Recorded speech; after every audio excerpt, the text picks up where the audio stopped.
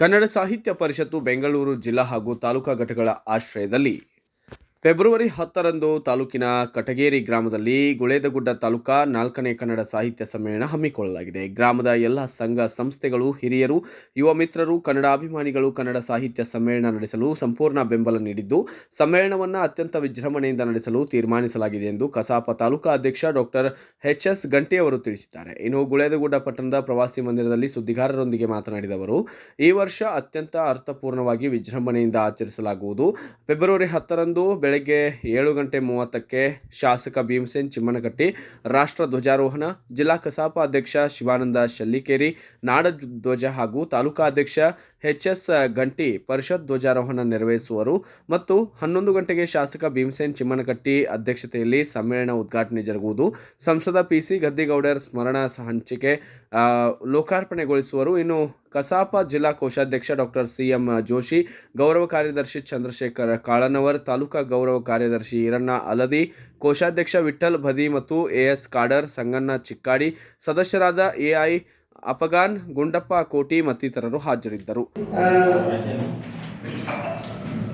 ಗ್ರಾಮ ಪಂಚಾಯತ್ ಅಧ್ಯಕ್ಷರಾಗಿರ್ತಕ್ಕಂಥ ಸುಮಿತ್ರ ದ್ಯಾವಣ್ಣವರು ಚಿತ್ರಕಲಾ ಪ್ರದರ್ಶನ ಮಳಿಗೆಯನ್ನು, ಪುಸ್ತಕ ಮಳಿಗೆಯನ್ನು DDPI BK ನಂದೂರ್ ಸರ್ ಅವರು, ಸ್ಮರಣ ಸಂಚಿಕೆಯನ್ನು ಸಂಸದರಾಗಿರ್ತಕ್ಕಂಥ PC ಗದ್ದಿಗೌಡರು ಉದ್ಘಾಟನೆ ಮಾಡ್ತಾರೆ.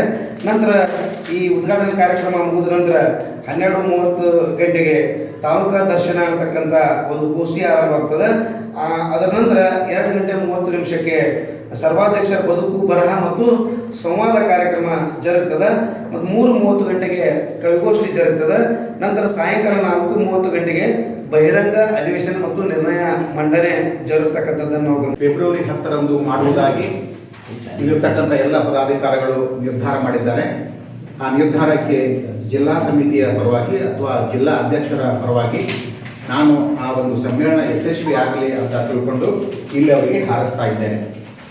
ಇದು ಎರಡನೇದಾಗಿ ಅಂದರೆ, ಈ ಒಂದು ಜಿಲ್ಲೆಯಾದ್ಯಂತ ಈ ವರ್ಷದ ಸಮ್ಮೇಳನಗಳು ಈಗ ಆರಂಭವಾಗ್ತಾ ಇವೆ.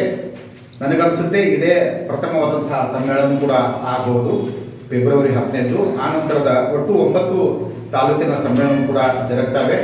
ಈ ಒಂದು ಸಮ್ಮೇಳನಕ್ಕೆ ನಾವು ಜಿಲ್ಲೆಯವರಾಗಿರ್ತಕ್ಕಂತಹ, ಜಿಲ್ಲಾ ಪದಾಧಿಕಾರಿಗಳಾಗಿರ್ತಕ್ಕಂತಹ ಎಲ್ಲರೂ ಈ ಸಮ್ಮೇಳನದ ಒಂದು ಯಶಸ್ವಿಗೆ ನಾವು ಸಹಭಾಗಿ ಆಗ್ತೀವಿ.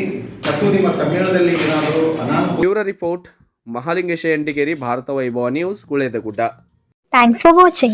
Read, discuss and debate with editor Dr. Yan Prashant Rao.